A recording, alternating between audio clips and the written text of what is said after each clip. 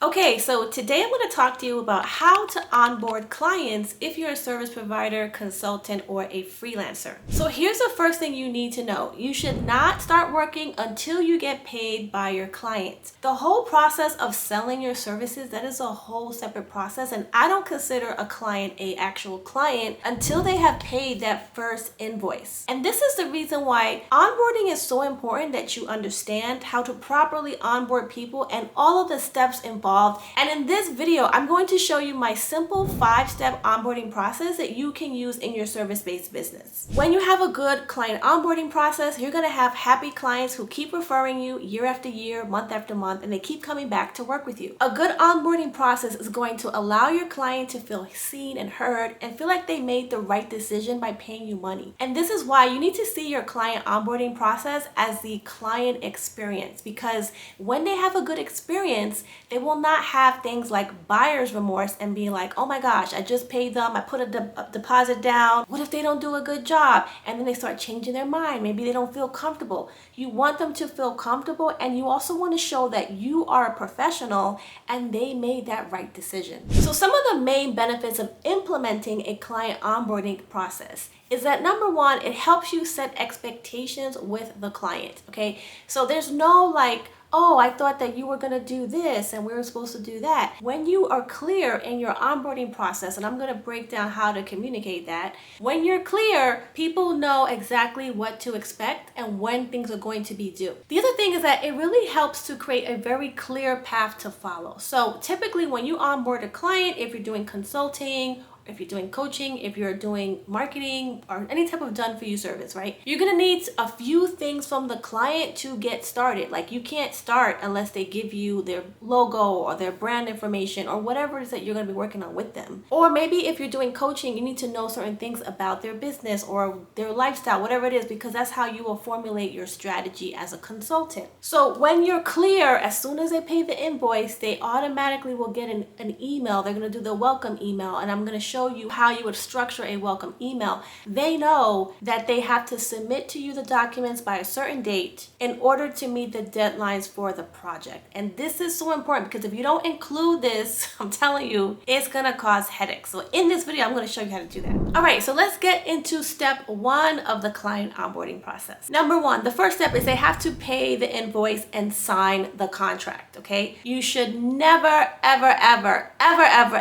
begin working on a client project and you haven't gotten paid yet, or if they haven't even signed the contract, okay? Now, some people actually have a client sign the contract and then they charge them and bill them out. I believe that you should at least get a deposit. Maybe you get 50% up front, especially if you've never worked with them before, like you don't have a history, you don't know what they're about. What if they don't pay you, okay? And you just started working already. My philosophy is at least get a 50% deposit or some form of a deposit. It could be less, really up to you. And typically I tell people to charge for the first month up front. So let's say you're doing a 6-month consulting contract, and every month you're going to meet together to help them with a strategy. On the first of the month, they have to pay for that the next 30 days, okay? Then after that, you'll bill them again for the next 30 days. So really, you should just charge, if you're going to do monthly work, upfront. Now, when you have a contract, that is a legally binding contract, and if something were to go wrong, if there was a disagreement, you could take that to a court and actually like fight for that. Okay, so contracts can be legal documents. Now, I want to tell you right now, I am not a legal professional. I'm not an attorney. Okay, so I'm going to give you a few tips, but I actually have some resources for you in the description of this video of where you can learn about legal contracts from actual attorneys, and I'm going to include the link in the video, so make sure you go check that out. But overall, when you have a service agreement with your client, you want to include things like the scope of work. Okay, what's going to be included and at what price point, whatever package they decide to choose. You want to be clear about that, because you don't want the client to start working with you and then start telling you to do extra things that you never agreed to, right? You don't want that. That's called scope creep. So in your contract, it should be clear they signed up for this package that comes with these 5 things, and this is how much it costs. You also want to include in your service agreement how you're going to accept payment digitally, how often you're going to be billed, when are the invoices due. Like typically in my contract, when I was doing more content marketing, social media management, agreement, I would say if we don't receive payment within 7 days, we're not going to be moving forward with working with you. I would tell them really clearly. So they had to make sure that they paid the invoice by a specific date. You also want to be clear about how you're going to communicate. Are you going to have a monthly strategy call, monthly meeting? Are you going to have weekly meetings? And then how often they're going to receive status reports, if you're going to include status reports or not. And also, what is the method of communication? Are you going to communicate through just email? Can they call you? I would recommend you do not give clients your personal cell phone, because some of these clients will overstep their boundaries and they won't have any boundaries with you. And they'll be like, 3 o'clock in the morning, oh, is this going to be done by tomorrow? And you don't want that. Okay. So I don't recommend you give them your personal cell phone. So be really clear about how they're going to communicate and when. You also want to be clear about, are you going to offer refunds? Okay. What is your refund policy for work? You could decide that. You can say, we don't have a refund policy, or, we do, we'll give you 50%, whatever it is. It's totally up to you, very personalized, but you want to include that as well in the service agreement. And then you also want to have a confidentiality agreement, as far as like, if you're going to be working with a client in their business and you're going to be exposed to their trade secrets or their information like data, you want to put that in the contract so that you're protecting them and you're also protecting yourself. Like I said before, I have some links in the description of this video for you to purchase templates from attorneys that have actually written them. So if that's something you're interested in, feel free to go and check that out. Okay, now step 2, which is the welcome email. As soon as they pay and they sign the invoice, you want to have a welcome email. Like what I like to do is I typically will automate the welcome email so that as soon as they click on a pay button and it gets received, I have a system in place where they get automatically emailed, okay, to onboard with me. I used to do this manually, and like I would forget, and then they were like, all right, so what's the next step? And I didn't have a next step already communicated. So it's really stressful. So when I went and automated this, it actually saved me so much stress. And like, it actually helped me grow my business because I was able to onboard a lot of clients within 1 month, and I didn't feel so stressed out. So your welcome email is going to just really let them know, you appreciate them working with you. You're excited to get started on the project or on this consulting engagement. And you want to let them know what the next steps are. So in that welcome email, you want to list what are the next steps? What are some of the due dates? What are some of the things that you need from them to actually get started on the work? And so here you're going to send, this is what I do. I put a questionnaire link. I'll have like a form they can fill out to give me the preliminary information I need to begin the work. Maybe if I'm doing social media for a client, I need to have their logo. I need to have their brand colors. I need to know their website. There's some market research I have to do to research the content that I'm going to create for them on a monthly basis. So this welcome email, I'm telling them, hey, by the way, make sure you submit this form because we need this information so that we can get started. Also, in that email, you want to have a link to a kickoff call. So I like to have a kickoff call with my clients because I want to make sure that we're on the same page, that they have the things they need, I have the things I need to get started. And so I'll give them a link in the welcome email and say, hey, also, once you fill out the questionnaire, here is the link to schedule your first kickoff call so we can start the project. And this may be a call where if you have an agency, especially, you may have a team member, maybe you have an assistant who helps you, you can invite your team to the call, or maybe they have a team, they have a staff. It could be a bigger business or a nonprofit that has different employees there. And so they may need to bring their team members on the kickoff call. So everyone is on the same page as far as deliverables, due dates, what's expected, and next steps. Another thing you can include is you can also have a welcome packet. And the welcome packet is like a little cute little, I usually design these like in Canva. It could be like a PDF form they can download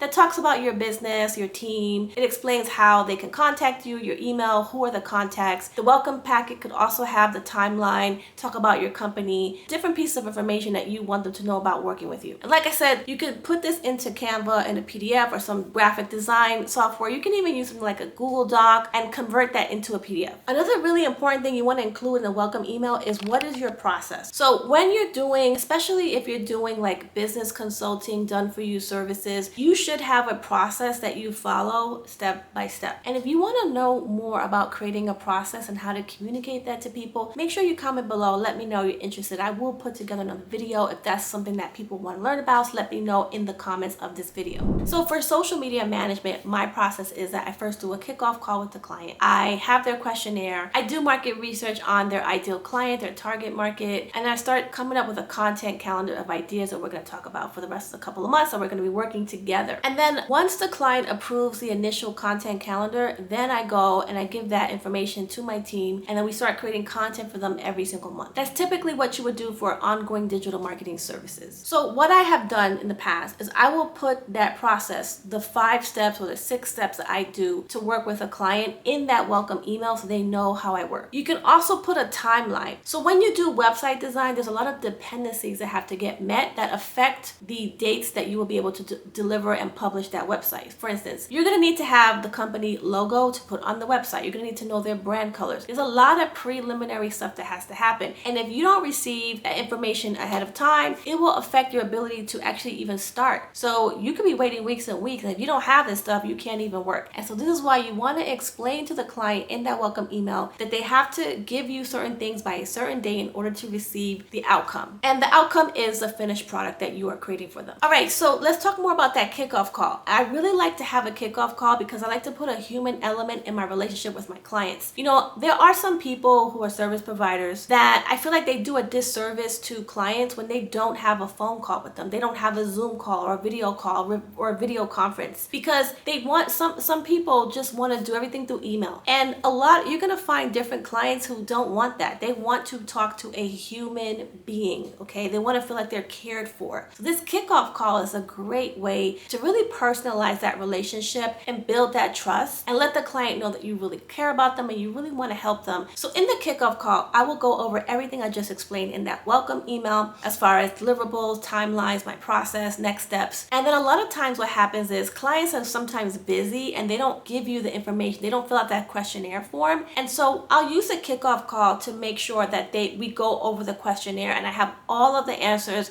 I have their logo, I have their brand colors, I have the market research information I need to help them if I'm creating a strategy for the client. I have that information and I do that through the kickoff call. The kickoff call also allows you to get a lot of clarity on what the client truly needs. Sometimes an email is not enough to really grasp that information, but having a conversation with them will allow you to uncover what they may be struggling with and what they really need help with. So once you finish that kickoff call, now you're going to start doing the work. And so it depends on the type of service you're offering. If you're doing done-for-you services, let's say you're doing marketing or website design, maybe you're doing bookkeeping or accounting, or maybe you're an attorney, whatever it is. Now, if you're doing more business consulting or coaching or strategy, you're not doing done-for-you services because you're doing more advisory services where you're meeting with the client to help them with a system or help them with mindset coaching, whatever it is, then it's going to be a little bit different. So what I want to talk to you about is, this is why having a policy as far as how you're going to communicate with the client is so important. So this is where you're going to have your weekly meetings or your monthly calls to stay in contact with the client. If you're doing advisory or coaching, you're going to be meeting with them every week, or if you're doing that twice a month or once a month, that's how you're going to deliver the work. If you're doing done-for-you services, you have to decide if you're going to be sending them a weekly report or a monthly report for their marketing, or if you're doing their accounting,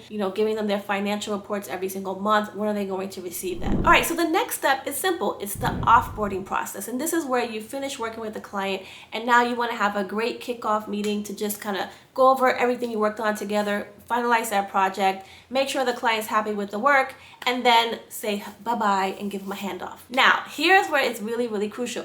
This is where you can upsell the client into working with you more for a longer time, or doing other projects, or giving them other services. Or you can also ask them for a referral if they have a referral to their friends and family, and you can get additional business. You can also ask them for a testimonial, or ask them to be part of a case study so that you can put the testimonial on your website and on your proposal and on your marketing collateral. The offboarding process is also really important to just establish that trust with them so they can refer you to people over and over again. So as you're growing your business, you're going to want to eventually automate this whole onboarding process. And there are a few tools I use in my business to make sure I'm on top of what's going on with the client and that they're receiving a lot of these things on autopilot. So the first tool I love and use in my business is a tool called Dubsado. I really like Dubsado because they have forms that you can send out. They have invoicing system. They also have digital contracts that you can send to the client to sign digitally. Dubsado allows you to create proposals and questionnaires and emails. So once the client actually pays the invoice, you can set up Dubsado so that they automatically receive a welcome email and a welcome packet. So I actually have a link to Dubsado in the description of this video, so make sure you check that out. Another tool I use to automate my business is I use ConvertKit. I use this for my email newsletter. I use this in the pre-sale process. So before someone becomes a client, and the way that I actually get them to buy my services